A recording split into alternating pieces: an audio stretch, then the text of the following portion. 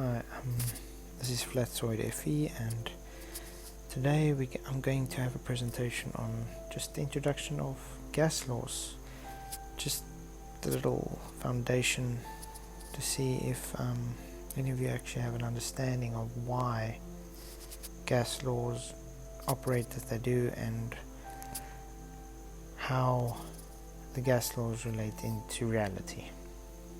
Well, first of all, this is just gas law thermophysics. What we're going to be going through is the introduction to the different gas laws, the relationship of gas with the variables, and why the heliocentric model violates the gas laws, and how gas law proves containment. Introduction to the different gas laws.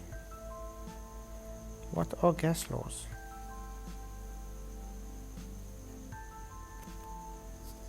Gas laws. Laws that relate the pressure, volume, and temperature of a gas. Here we'll be talking about the actual ideal gas laws. The three main laws are Boyles Law, Charles Law, and Avogadro's Law. So we'll just be mainly touching on those laws.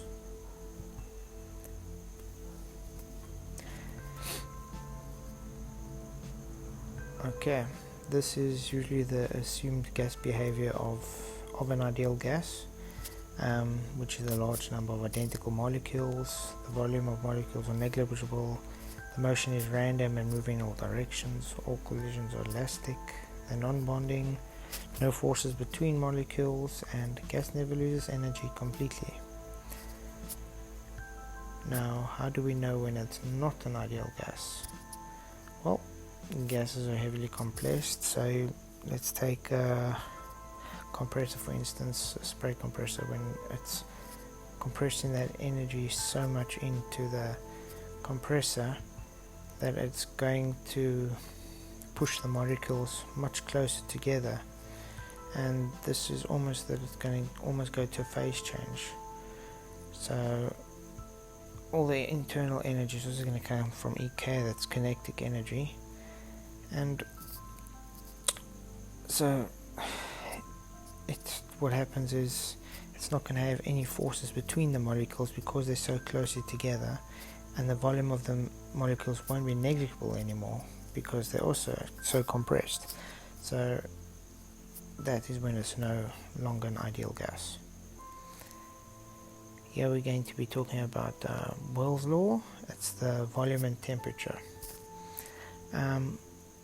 As you can see, in container you're always going to have to demonstrate it in a container. How it works is the pressure is inversely proportional to the volume. So if you're going to decrease the volume in the container, the pressure is going to rise because there's going to be much more gas molecules hitting the container more sooner. So you're cramming them up, you're sort of compressing them to a state that the pressure is rising. Because the volume is decreasing, the pressure is rising, and vice versa. So if you're going to increase the volume, the pressure is going to decrease. That's more or less what Boyle's Law is. Now we are going to the pressure law. This is the temperature and pressure relationship. Now these are not inversely proportional, they are proportional to each other. So when temperature rises, the pressure will rise. If the pressure rises, the temperature will rise. The reason for this is if you're adding temperature to the gas, the kinetic energy is causing them to move much more quicker. So the gas molecules are hitting the container walls much sooner. Think of it as if you taking a wall and you're throwing some balls at the wall. Now that wall is getting hit by the balls. That's a force pushed onto it. Now you're throwing it much faster onto the wall. What's happening to the wall? It's getting connected, so it's causing temperature change. So the temperature is getting hotter, so the pressure is getting more. That's more or less what it is. So if you're going to cool the temperature down, the pressure gets less. If you're going to raise the temperature, the pressure becomes more. Now we talk about Boyles Law, which is the volume proportional to the temperature. If you're going to raise the volume with the temperature is also going to raise. This is more of, let's say you have this cylinder that's here with a loose flowing lid on top of it. If you're going to let that volume rise because of the temperature, then you're going to have this relationship. It's the same as what I was saying. It's, let's say you are the gas molecules in that container and that ceiling is being pushed up against you. Now you throwing your balls up at that ceiling. The faster you're throwing the balls up of it, you're going to raise that ceiling because you're changing the volume. You're lifting that volume because of the temperature. So more temperature equals more volume, thanks to Boyles Law. That is the ideal gas laws, which all comes up to PV and RT. Boyles Law, Boyles Law, and the Repsresents law. So they all work related to each other, all to come to the ideal gas law, which we all see in reality, and everything requires containment. Ideal gas law, PVRT. Okay, yeah, we're going to see just the relationships and what the symbols mean with the units, just as a brief outline. Okay, if you have pressure, it's a lowercase p usually, and it's usually worked out in pascals or even atmospheric pressure, ATM. Then you have the volume, which is the green, which is V for volume, and then you have cubed meters. Then we have the amount, which is the N. That is done in moles, so it's the amount of moles in the cubed volume. Then we have the temperature, which is T, which is always in kelvins. If you do get it in Celsius or Fahrenheit, you would have to change it to Kelvin, because Kelvin is the absolute temperature.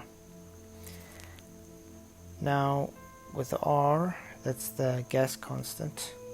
That would be always going to be this gas constant of 8.31 J-joules by 1 mole. That's just about it, PV on RT. So if you see, all of them are really linked to each other, and you're not going to get around having anything changing without something else happening. Everything's going to cause something else to have an effect, or another cause. So what do we have to learn? So what have we seen so far? Gas pressure is the force that the gas exerts on the container walls, which makes sense. That's how force is, it's the pressure. The only variables that change the gas behavior is temperature, volume, and pressure.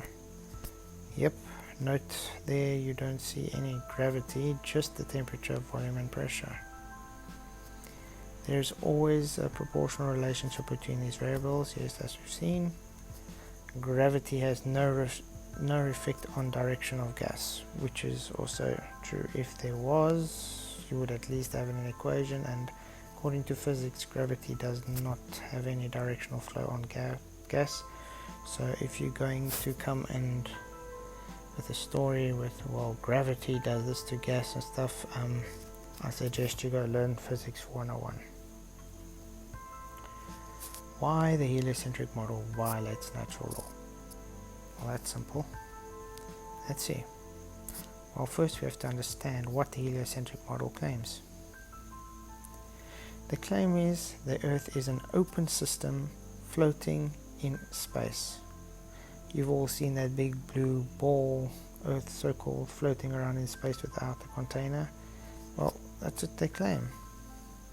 So to break it down, it's an open system inside a very low pressure system known as the vacuum of space, and this is without a boundary, which is an open system in thermodynamics, and we all know what happens in an open system. matter and energy will leave the system, entropy will increase and fill the available space. How is this wrong? Let's see. First of all, no containment for the gas pressure to exist, which we've just seen thanks to all gas laws. You have to have containment to have this gas pressure.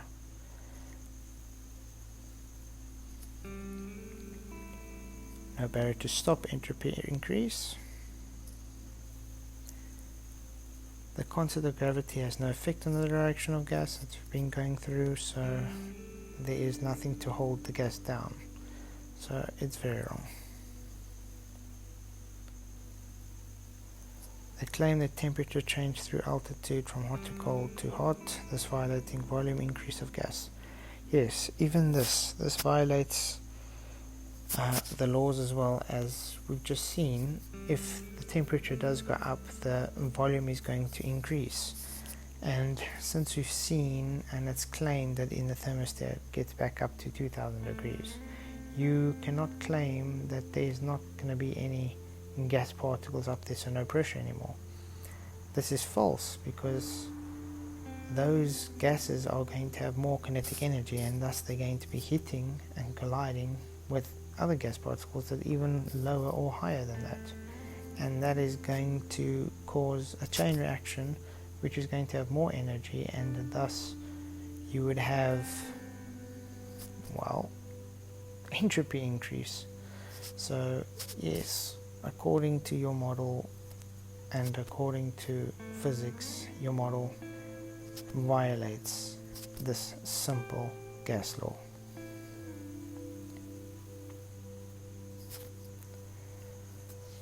Let's see why the flat earth contained model represents reality. There is containment for gas pressure to exist, which is an antecedent for gas pressure is containment, which the gas laws stipulate you need. We live in a dynamic closed system, so the gas laws apply. Correct.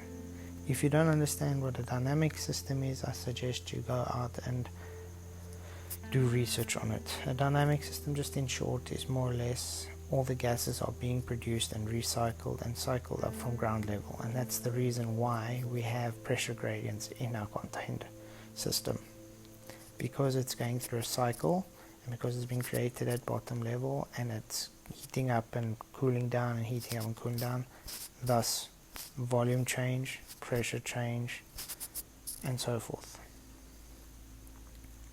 Again, no gravity is needed to explain the behavior of gas, so you can't evoke gravity for something that's not even existing and can't do anything to the gas. It doesn't violate any natural laws because, well, it's physics, so physics 101 proves a contained system. Gas pressure can be only measured and stored in containment, holding true to gas law, which is true. So this could have actually even gone into the heliocentric model one, as you guys use Boyles Law with the barometer to measure your pressure, which is containment. So you're actually just being hypocritical and saying you don't need containment when you're actually measuring it with containment.